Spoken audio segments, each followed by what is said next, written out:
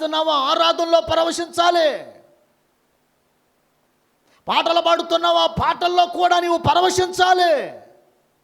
నీ ఆలోచన, తలంపుల మనసంతా కూడా దేవుని మీద కేంద్రీకరించి ఆయన నామాన్ని గొప్ప చేస్తూ, ఆయన నామాన్ని స్తుతిస్తూ, ఆయన మీద పరిపూర్ణంగా ఆనుకొని ఆయనను ఆరాధిస్తూ ఉంటే దేవుని బిడ్డలారా, నిన్ను నీవు మరచి భక్తి చేయగలుగుతావు. హల్లెలూయా. మనం భక్తి చేస్తే అలా భక్తి చేయాలి. దేవుని శక్తి మన మీదకి దిగి రావాలా మన భక్తి ద్వారా. దేవుని ప్రభావం పరలోకం నుండి దిగి రావాలా మనం భక్తి చేస్తే.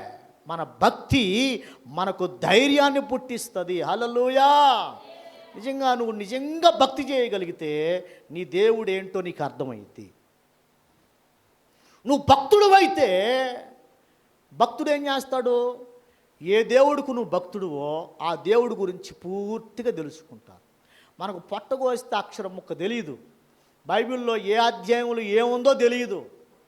ఏమంటే బైబిల్లో ఏ వచనం ఏం రాయబడుతుందో తెలియదు.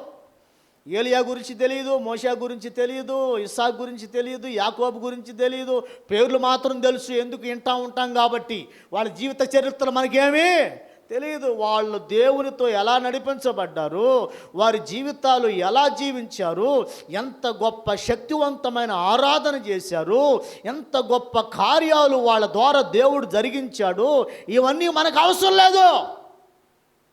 నువ్వు భక్తుడు అయితే నువ్వేం చేయాలా? ఎవరికి నువ్వు భక్తుడు అయి ఉన్నావో ఆ దేవుడి గురించి నువ్వు బాగా తెలుసుకోవాలి. హల్లెలూయా. నీవు దేవుని గురించి తెలిసినటువంటి వ్యక్తివైతే నీకేం కలుగుతుందంట?